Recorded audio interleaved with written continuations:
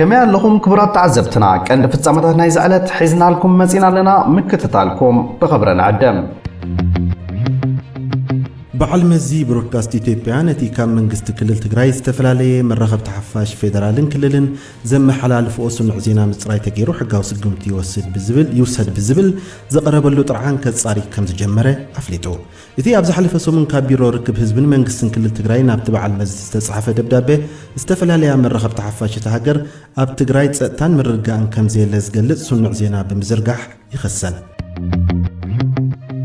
بيرو ركب حزب المنجستن كلل تግራይ قدم كبلون تمساسل تقريتاتا تقريبو كابت بعل مزي ملاش كم زي رخبه اب صحفو دبداب بمغلاص نعاتهم زكاتته غبو ملاش كوهابو حاتيتلو تطرطرتي نايتي اب كلل امحرا وردا رايا قبوس تفصم قتلت كل تحالف تسرح منجستي اب قصصر راي وعلون تبحيلو ام حداري وردا رايا قبات تيوم مسفنن حلافي بيت صحفت سلامن دحنتن حزبيت وردا اتو منجشا مولان بمخنيات لبدا كورونا فيروس نستدنججه ممرحي كفصمو اب زفتنلو تمالي 5 تقتلو يزرب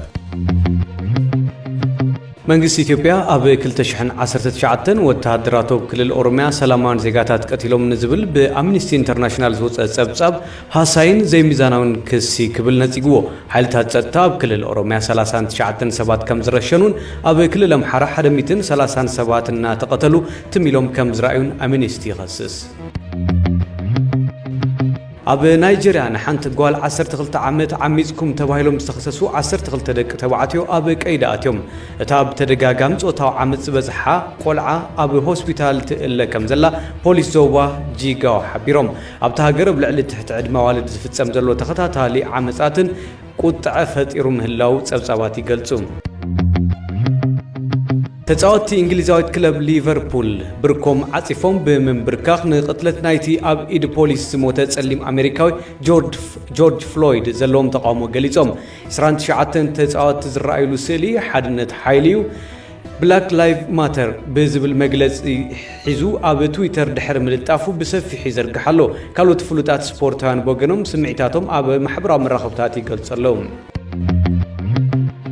ኣብ ዲሞክራሲያዊት ሪፐብሊክ ኮንጎ ለበዳ ሕማም ኢቦላ ዳግም ከም ዝተረኣየ ሰመዝ ጥዕና ፍሊጦም ዛጊድ ኣብ ምዕራባዊ ክፋል 4 ሰባት በትሕማም ሞይቶም ከም ዘለው ሚኒስትር ጥዕና ኢተኔ ሎንጎዶ ገሊጹ እቲ ሕማም ካብ ነሓሰ 2018 ጀሚሩ ጥራይ ልዕሊ 2000 ሰባት ቀቲሉሎም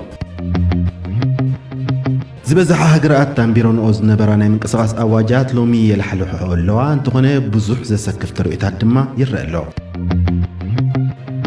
ነበርቲ ሞስኮ ካብ ገዝኦም ክወፁ ተፈቒድሎም ኣሎ ሰመዝ ተሃገር እቲ ኣዋጅ ቅኑዕ ምዃኑ ዳ ይዛረቡ እምበር ሩስያ ኣብ ዝሓለፈ ሰሙን ዝበዝሐ ቁፅሪ ሙታት መዝጊባ ዘላ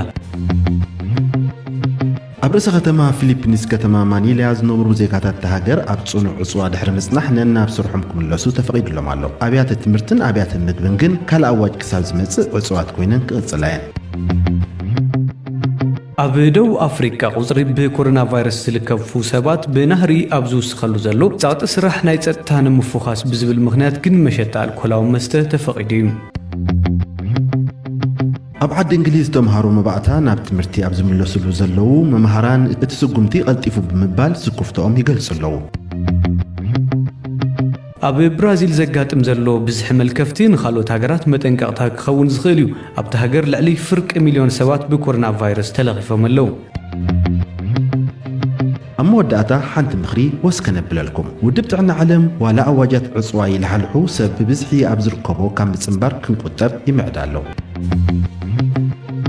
مباركس كبرات تعذبتنا نزعل استدالو مدب نز تخاتلكم ويمثل نيرو اب قراربا نايز مدب ويكا كال حسابن رئيتون مزل وكم اب كومنت صحافنا نابكار تحاتنا اشير بمهال اب سوحلنا حابيرنا علتاو فصامتات اندا تخاتلنا اب مسلان بهيلن تغرينيا زلنا فلتتنا عبي ملبتنايو كسام وداتا مدبنا حبيركمنا سلصنحكم نمسكن اب ناي صباح مدبنا داغ ماي كسام نرهب سسنايو